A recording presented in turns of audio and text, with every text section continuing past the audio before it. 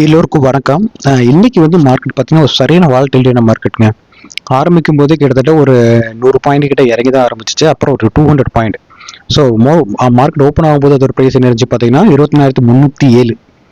அதுக்கப்புறம் அது 24,240 போயிடுச்சுங்க. போயிட்டு 24,353. ஸோ இந்த மாதிரி பயங்கரமான வாலட்டிலிங்க. ஆனால் க்ளோஸ் ஆகும்போது பாருங்களேன், இன்னைக்கு தான் சிஐஎஸ் வந்து நெகட்டிவ்ல க்ளோஸ் ஆயிருக்கு. ஸோ இவ்வளவு நாள் வந்து எப்போ க்ளோஸ் ஆகுமோ அதுலேருந்து ஒரு 50-60 பாயிண்ட் மேலே க்ளோஸ் ஆகும். இன்னைக்கு பார்த்தீங்கன்னா, இன்னைக்கு ஆக்சுவலாக 3 ஹேலுக்கு அதோட ரேட் என்ன அப்படின்னு பார்த்தீங்கன்னா 24,357 நினைக்கிறேன்.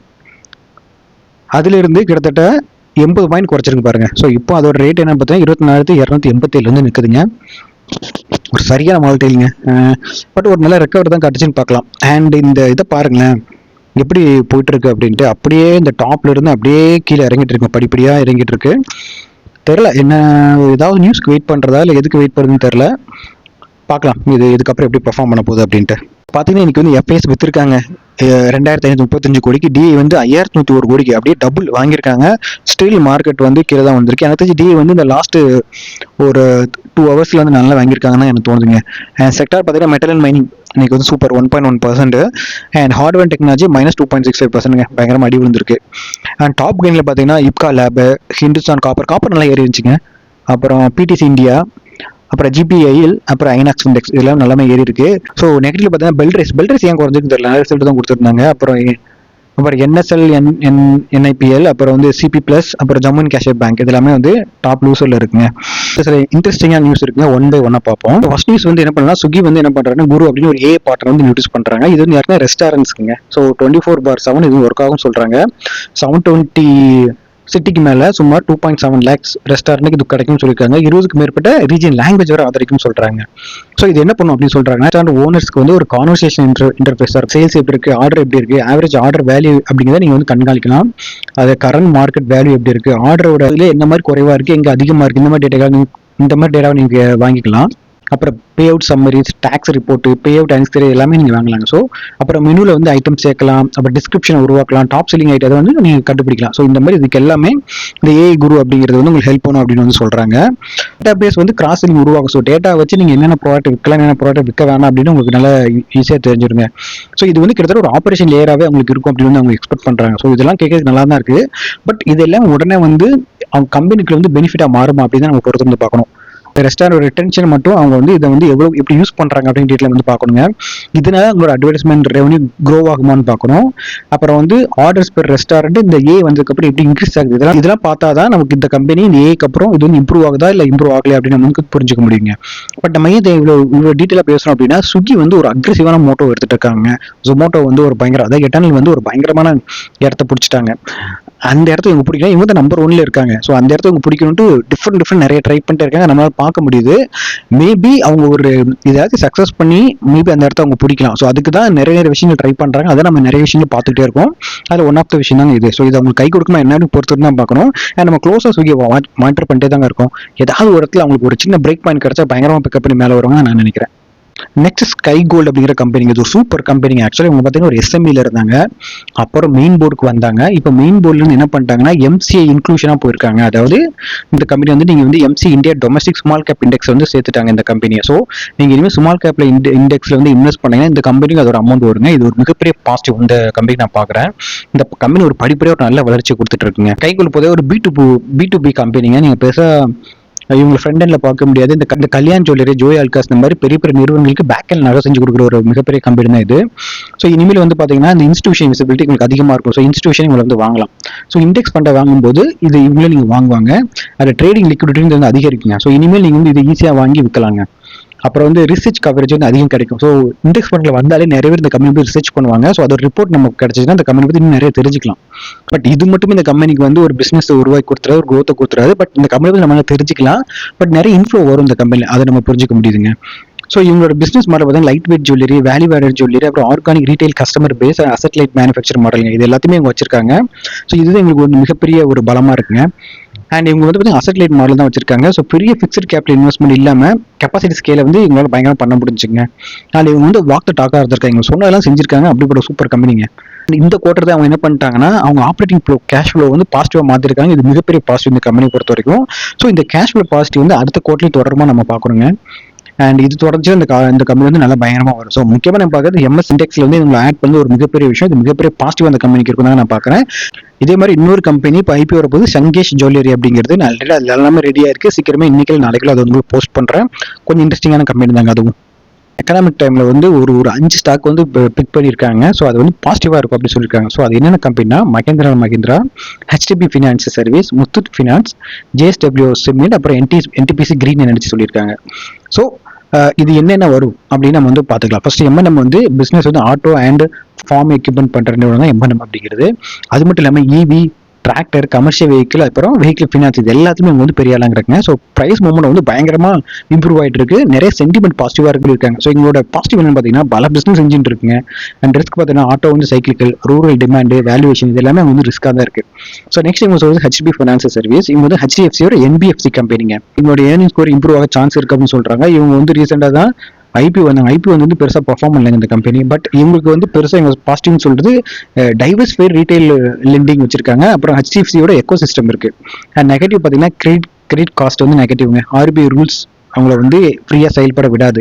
அப்புறம் அன்செக்யூர் லெண்டிங் அப்புறம் வந்து ஐபி வேல்யூவேஷன் வந்து கொஞ்சம் அதிகமாக இருக்கிறதுனால தான் இந்த கம்பெனி பண்ணாமல் இருக்கு. ஸோ ஃபியூச்சர் இது மாறும் அப்படின்னு சொல்றாங்க. அண்ட் நெக்ஸ்ட் மூணாவது சொல்றது முத்தூட் ஃபினான்ஸ்ங்க. ஸோ இவங்களோட முக்கியமான பிசினஸ் என்ன பார்த்தீங்கன்னா கோல்டு ஜுவல்லரிக்கு எதிராக லோன் கொடுக்குறது தான். ஸோ அந்த இதில் பயங்கரமாக வளர்ந்துட்டு வராங்க இந்த கம்பெனி. ஸோ இவங்களோட பாசிட்டிவ் வந்து செக்யூர் லெண்டிங், அப்புறம் கோல்டு கொலாட்ரல், அப்புறம் வந்து ஸ்ட்ராங் நீஸ் இருக்கு அந்த கம்பெனில. இதெல்லாம் உங்களுக்கு பாசிட்டிவா இருக்கு. நெகட்டிவா இருக்கு பார்த்தீங்கன்னா கோல்டு பிரைஸ் வந்து ஒரு நிரந்தரம் இல்லாதுங்க. இப்போ குறைக்க ஆரம்பிச்சு அந்த கம்பெனி ரெவன்யூ கண்டிப்பாக குறையும். அப்புறம் வந்து இவங்க ரெகுலேட்டரி ரிஸ்க்லாம் இருக்குங்க. ஸோ அதெல்லாம் பார்த்து தான் இந்த கம்பெனி நம்ம சூஸ் பண்ணுவோம். நெக்ஸ்ட் அவங்க சொல்லி ஜேஎஸ்டபிள்யூ சிமெண்ட். ஸோ இவங்க வந்து சிமெண்ட் வந்து கிரீன் சிமெண்ட் ப்ராடக்ட் வந்து இன்ட்ரடியூஸ் பண்ணாங்க ரீசெண்டாக பார்த்தீங்கன்னா. அப்புறம் நிறைய ப்ராடக்ட் இருக்குங்க. பிளெண்டட் சிமெண்ட் இருக்கு, ஸ்லாக் இருக்கு, கிளிங்கர் இருக்கு, ஆர்எம்சி, இந்த மாதிரி நிறைய கன்ஸ்ட்ரக்ஷன் கெமிக்கல் எல்லாத்தையுமே இவங்க வந்து பண்றாங்க. ஸோ இவங்க வந்து நிறைய இம்ப்ரூவ் ஆயிட்டு இருக்காங்க இந்த சிமெண்ட் செக்டர்ல. போஸ்ட் ஐபிக்கு அப்புறம் உங்களோட வேல்யூஷன் வந்து கொஞ்சம் இம்ப்ரூவ் ஆயிட்டு இருக்குன்னு சொல்றாங்க. ஸோ இவங்களோட பாசிட்டிவ் பார்த்தீங்கன்னா இன்ஃப்ராஸ்ட்ரக்சர் சைக்கிளா இருக்கு. அப்புறம் வந்து கிரீன் சிமெண்ட் பாசிட்டிவ் பொசிஷன் வந்து நல்லா இருக்கு. ஸோ இதெல்லாம் பாசிட்டிவ். ரிஸ்க் பார்த்தீங்கன்னா கரண்ட் ப்ரைஸ் வந்து ரொம்ப அதிகமாக இருக்கு. கேபெக்ஸ் இன்னும் அவங்க பண்ணல. ஸோ டெப்ட் அதிகமாக இருக்கு. ரீஜனல் ஓவர் சப்ளை வந்து நிறைய இருக்கு. இதெல்லாம் உங்களுக்கு வந்து நெகட்டிவா இருக்கு. அண்ட் ஃபைனலாக இவங்க சொல்றது வந்து என்டிபிசி கிரீன் எனர்ஜி. ஸோ இது வந்து சோலார்ல இருக்கு, விண்ட்ல இருக்கு, கிளீன் ஹைட்ரஜன் இருக்கு, பேட்டரி ஸ்டோரேஜ், இந்த மாதிரி எல்லாத்துலயுமே இருக்குதுங்க. அது போக பம்பு ஹைட்ரோ, இந்த மாதிரி ரினியூவபிள் எனர்ஜில இருக்கு எல்லாத்துலயுமே இவங்க வந்து ஒரு பார்ட்ல இருக்காங்க. ஸோ போர்ட்ஃபோலியோ சூப்பரா இருக்கு இந்த கம்பெனி பொறுத்த வரைக்கும். ஸோ இவங்களோட பாசிட்டிவ் வந்து என்டிபிசியோட பர்சன்டேஜ் இருக்குங்க. அண்ட் எனர்ஜி டிரான்சிஷன் டீம் வந்து இவங்க பயங்கரம் வளர்ந்துட்டு வராங்க. அப்புறம் வந்து கான்ட்ராக்டர் ப்ராஜெக்ட் பைப்ல வந்து நிறைய இருக்கு. அண்ட் நெகட்டிவ் வந்து ஹை கேபெக்ஸ் பண்ண வேண்டியது இருக்குங்க. அதனால நிறைய கடன் வாங்க வேண்டியது இருக்கு. ப்ராஜெக்ட் டிலே ஆகும் சான்சஸ் இருக்கு. அண்ட் ரெகுலேட்டரி ரிட்டர்ன்ஸ் வேற இருக்குங்க. ஸோ இதெல்லாம் உங்களுக்கு நெகட்டிவா இருக்கு. ஸோ இந்த மாதிரி 5 ஸ்டாக் வந்து சொல்லியிருக்காங்க. அண்ட் இதோட பாசிட்டிவ் நெகட்டிவ் நான் சொல்லிட்டேன். இதை பத்தி நீங்க நல்ல முடிவா எடுத்துக்கோங்க. இன்னைக்கு பிஎஸ்சி ஷேர் 5% அடிச்சிருந்தாங்க. என்ன ரீசனா ஒன்னே தான் ஜெஃப்ரி வந்து டவுன் கிரேட் பண்ணிட்டாங்க. ஸோ டார்கெட் பிரைஸ் வந்து 3520 இருந்துச்சு, இப்போ 2940 அப்படின்னு கொண்டு வந்துட்டாங்க. ஏன் கொண்டு வந்தாங்க அப்படிதான் நம்ம பார்க்கணும்.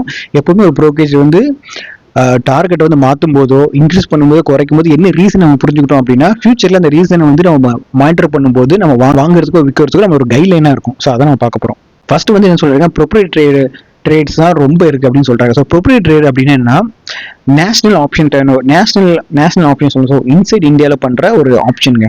50% அதுல இருந்து நமக்கு வந்து வருமானம் வருது சொல்றாங்க. ஸோ இந்த செக்மெண்ட் வந்து குறையும் நாங்கள் எக்ஸ்பெக்ட் பண்றாங்க. ஸோ பிஎஸ்சியில் வால்யூம் வந்து குறையலாம் அப்படின்னு எக்ஸ்பெக்ட் பண்றாங்க. ஸோ ஏன் அப்படின்னு பார்த்தீங்கன்னா அந்த க்ளோசிங் ஆக்ஷன் செக்ஷன் இருக்குல்ல, அதுல இருந்து அது அறிமுகப்படுத்தல வந்து பிஎஸ்சி சரி என்எஸ்சி சரி டெய்லி டர்ன் ஓவர் வந்து குறைஞ்சிட்டே வருதுன்னு கண்டுபிடிச்சிருக்காங்க. ஸோ ஆகஸ்ட் 2022 பிஎஸ்சி ஆப்ஷன்ல ஏடிடிஓ ஜூலை ஒப்பிடும்போது 12% குறைஞ்சிருக்குன்னு சொல்றாங்க. ஸோ இதுதான் ஒரு முக்கியமான ஃபேக்டர் எடுத்திருக்காங்க. அப்புறம் எஸ்டிடியோட ரேட் அதிகமா இருக்கு அப்படின்னு சொல்றாங்க. ஸோ ஹை ஃப்ரீக்வன்சி அப்புறம் வந்து ப்ரொப்ரைட்டரி பார்ட்டிசிபேஷன் வந்து இதனால குறையும் அப்படின்னு வந்து கண்டுபிடிச்சிருக்காங்க. அதனால உங்க டர்ன் ஓவர் வந்து குறையலாம் அப்படிங்கிறாங்க. ஸோ நாலாவது சொல்றது ஆர்பியோட கைட்லைன்ஸ் படி நீங்க நிறைய அமௌண்ட் வச்சிருந்தா தான் உங்களால இந்த ட்ரேடிங் பண்ண முடியும். இந்த மாதிரி நிறைய மாத்திருக்காங்க. ஸோ இது எல்லாமே சேர்த்து இந்த கம்பெனி வந்து ஃபியூச்சர்ல growth குறைக்கலாம் அப்படின்னு வந்து சொல்லியிருக்காங்க.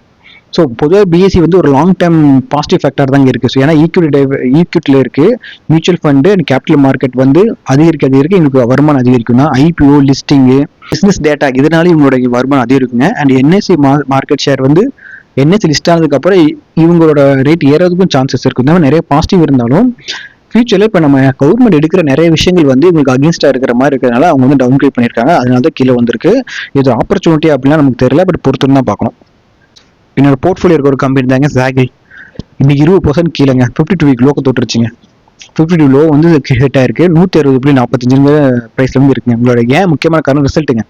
ஃப்ரைடே விட்டுருந்தாங்க, அப்போவே பயங்கரமா இருந்துச்சு. மண்டே அடிப்பாங்கன்னு எக்ஸ்பெக்ட் பண்ணதான், இந்த அளவுக்கு அடிப்பாங்கன்னு யாருமே எக்ஸ்பெக்ட் பண்ணல. ஃபர்ஸ்ட் பேட் குறைஞ்சி 32.9% குறைஞ்சிருச்சு. அதாவது 17.53 கோடியா இருக்கு. போன வருஷம் 26.17 கோடியா இருந்தது. பாதிக்கு கிட்டத்தட்ட குறைஞ்சிருச்சு. ஸோ அது ஒரு ரீசன். ரெவன்யூ இன்க்ரீஸ் தாங்க இருக்கு. ரெவன்யூ பார்த்தீங்கன்னா 331 கோடி இருந்துச்சு, இந்த குவார்டர் 423 கோடி. ஸோ ரெவன்யூ இன்க்ரீஸ் ஆயிருக்கு கிட்டத்தட்ட 27% மேல. பேட் தான் குறைஞ்சிருக்கு 32% கிட்ட. அண்ட் அவங்களோட வந்து அட்ஜஸ்டட் எபிட்டாவும் ஒரு 4% அதிகமாக தாங்க இருக்கு. அண்ட் எபிட்டா மார்ஜின் கொஞ்சம் குறைஞ்சிருக்கு. ஸோ பேசிக்காக பார்க்க எப்படின்னா revenue growth without profit growth அப்படிங்கிற மாதிரி தான் நமக்கு தெரியுது. பட் கம்பெனி என்ன எதனால வந்திருக்கு அப்படின்னு சொல்றாங்கன்னா, இந்த சாக்ல வந்து டைஸ் அப்படிங்கிற ஒரு கம்பெனி வந்து இப்போ ரீசெண்டாக வாங்கினாங்க. ஸோ அதோட டிரான்சாக்ஷன் காஸ்ட், அதோட ஒன் டைம் வெண்டார் பேமெண்ட், அப்புறம் அதில் 100க்கு மேற்பட்ட எம்ப்ளாய் இருக்காங்க, அவங்க வந்து ரீலொகேஷன் பண்ணுறது, இது எல்லாத்துக்குமே நாங்கள் வந்து பெருசாக செலவு பண்ணியிருக்கோம் அப்படின்னு சொல்றாங்க. இந்த செலவுனால தான் எங்களால் வந்து பெருசாக எங்களோட ப்ராஃபிட்ல வந்து இம்ப்ரூவ்மெண்ட் காட்ட முடியலன்னு சொல்றாங்க. ஸோ டைஸோட கான்ட்ராக்ட் ரெவன்யூ வந்து முழுமையாக உங்களோட பேலன்ஸ்லையும் ரெஃப்ளெக்ட் ஆகலைங்க. ஸோ Q2ல ரெஃப்ளெக்ட் ஆகும் நம்ம எக்ஸ்பெக்ட் பண்ணலாம். ஸோ Q2 நம்ம வந்து ரொம்ப க்ளோஸாக மானிட்டர் பண்ணுங்க. ஸோ இந்த அக்யூசேஷன் ரிலேட்டடான ஒன் டைம் காஸ்ட் வந்து Q2 வருமா இல்லை இது Q1 முடிஞ்சு போச்சா நமக்கு தெரியல. ஸோ அதை மானிட்டர் பண்ணும். இந்த டைஸோட ரெவன்யூ வந்து Q2 வந்து இந்த கம்பெனியில் ஆட் ஆகலாம். ஸோ அதையும் நம்ம எக்ஸ்பெக்ட் பண்ணலாம். ஸோ இதெல்லாம் சேர்ந்து இந்த கம்பெனி வந்து ஒரு பாசிட்டிவாக வரும் தான் நான் எக்ஸ்பெக்ட் பண்ணுறேங்க. ஸோ ஆஸ் இன்வெஸ்டர் நம்ம என்ன பண்ணணும் அப்படின்னா, இவங்க சொன்ன இந்த ரீசன்லாம் நெக்ஸ்ட் குவார்டர்ல எஃபெக்ட் பண்றா இல்லையா நம்ம க்ளோஸாக மானிட்டர் பண்ணிட்டு வந்தா நம்ம இதை வாங்கலாமா இல்லையா அப்படின்னு நமக்கு ஒரு ஐடியா கிடைக்குங்க. என்ன பொறுத்த வரைக்கும் இது ஒரு பயங்கரமான கிராஷ் தான். பட் இது ஒரு பையிங் ஆப்பர்ச்சுனிட்டியாக பொறுத்தாங்க பார்க்கணும். எனக்கு என்னமோ இதுக்குள்ளேயும் இறங்கும் தான் தோணுது. அப்படி இறங்கிச்சுன்னா அதுக்கப்புறம் வேணா அதை பத்தி யோசிச்சு பார்க்கலாம். ஸோ ஃபைனலாக நீங்கள் லிஸ்ட்டாக 2 IPO சூப்பர் லிஸ்டிங் 2 IPO எனக்கு கொடுத்துருக்கு. அதுக்கு முன்னாடி இந்த வாரப்பழம் நமக்கு லிஸ்டான IPO பத்தி ஒரு சின்ன கேலன்ஸ் பார்த்துடலாம். ஃபர்ஸ்ட் வந்து இந்த ஆர்டி இண்டஸ்ட்ரீஸ்ங்க. ஸோ இது வந்து இந்த வாரம் லிஸ்ட் ஆச்சு. ஸோ பார்த்தீங்கன்னா லிஸ்டிங் என்ன எவ்வளோ கொடுத்துச்சுன்னா, அதோட ப்ரைஸ் வந்து 53ங்க. லிஸ்ட் ஆகும்போது 72, கிட்டத்தட்ட உங்களுக்கு 32% லிஸ்டிங் கெயின் கொடுத்துச்சுங்க. இன்னைக்கு அது இருக்குது 62.34 பிரைஸ்ல வந்து இருக்கு. ஸ்டில் ஒரு நல்ல பிரைஸ் தாங்க இருக்கு. பட் நான் இந்த அளவுக்கு லிஸ்டிங் இந்த கம்பெனி எதிர்பார்க்கல தான். Next leap India. So leap India கிட்டத்தட்ட பார்த்தீங்கன்னா ஒரு 4% 5% லிஸ்டிங் கொடுத்துச்சு. ஒரு 8% கொடுத்துச்சு 13 ரூபாய். அவங்களோட IPO பிரைஸ் 159, லிஸ்டா 165.90. பட் அதுக்கப்புறம் பயங்கரமா நெகட்டிவ்ல போய் முடிச்சுட்டு இப்போ 155 இருக்கு. ஸ்டில் IPO பிரைஸே அவங்க தாண்டல. பட் எனக்கு இந்த கம்பெனி எக்ஸ்பெக்ட் பண்ணதான், இந்த கம்பெனி அந்த அளவுக்கு வளரும்னு எதிர்பார்க்கல. ஸோ அதான் எதையும் காட்டியிருக்கு. இந்த டெக்னோகிராஃப்ட் வெஞ்சர் அப்படிங்கிற கம்பெனிங்க, இது வந்து ஒரு ரீசைக்ளிங் வாட்டர் ட்ரீட்மெண்ட் இருக்க கம்பெனி. இவங்களோட IPO பிரைஸ் 212, லிஸ்ட் ஆனது 284, இப்போ இருக்குது கிட்டத்தட்ட 300 இருக்குங்க. அண்ட் இன்னும் கொஞ்சம் நெகட்டிவ் தான் முடிஞ்சிருக்கு. பட் இது ஒரு சூப்பர் கம்பெனி தான். பட் மேபி குறைஞ்சா கூட இதை வந்து நம்ம ட்ரை பண்ணலாங்க. ஸோ இதெல்லாம் வீக் வந்து லிஸ்ட் ஆனதுங்க. அண்ட் இன்னைக்கு பார்த்தீங்கன்னா சூப்பர் கம்பெனி ஒன்று வந்து டூத் டிரான்ஸ்மிஷன், இன்னொன்று வந்து மால் பயோ டயக்னோஸ்டிக் அப்படிங்கிறது. இந்த 2 பேரும் நம்ம டீட்டெயிலாக IPO வீடியோவில் வந்து பார்த்தோம். ஸோ இதில் வந்து இந்த ஃபர்ஸ்ட் இந்த டூத் டிரான்ஸ்மிஷன் பார்த்தீங்கன்னா IPO பிரைஸ் 871, லிஸ்ட் ஆனது 1200ங்க. பட் அந்த எண்ணில் வந்து குறைஞ்சிட்டாங்க. இப்போ நீங்கள் முடியும் போது 1187 வந்து முடிஞ்சிங்க. சூப்பர் ரிட்டர்ன், 36% மேலே ரிட்டர்னாக பயங்கரங்க இந்த டூத் டிரான்ஸ்மிஷன் அப்படிங்கிறது. அண்ட் அதுக்கப்புறம் மால் பயோ டயக்னோஸ்டிக், இதோட IPO பிரைஸ் 807, லிஸ்ட் ஆனது 980, இப்போ இருக்கு பாருங்க 1041. ஸோ இது அதுக்கப்புறம் கெயின் எடுத்து மேலே வச்சு கிட்டத்தட்ட 30% ரிட்டர்ன் இதுவும். ஸோ 2 கம்பெனியும் பயங்கர ரிட்டர்ன் கொடுத்துருக்கு. ஸோ IPOல இருக்க கிடைச்சிருந்தா வாழ்த்துக்கள். லாங் டைம் வச்சுக்கோங்க. ப்ராஃபிட் புக் பண்ணுறவங்க புக் பண்ணிக்கோங்க. It's up to you. And நிறைய IPO நான் நாளைக்கு மில்க் மிஸ்ட் வரப்போகுது. அண்ட் நிறைய IPO லிஸ்ட்டில் இருக்கு. நான் ஒன்று படிச்சுட்டு இருக்கேன். நான் ஒவ்வொரு வீடியோ போடுறேன், நீங்கள் பார்த்து யூஸ் பண்ணிக்கோங்க. அண்ட் இந்த வீடியோ உங்களுக்கு ரொம்ப யூஸ்ஃபுல்லாக இருக்குன்னு நினைக்கிறேன். ரொம்ப நன்றி, வணக்கம்.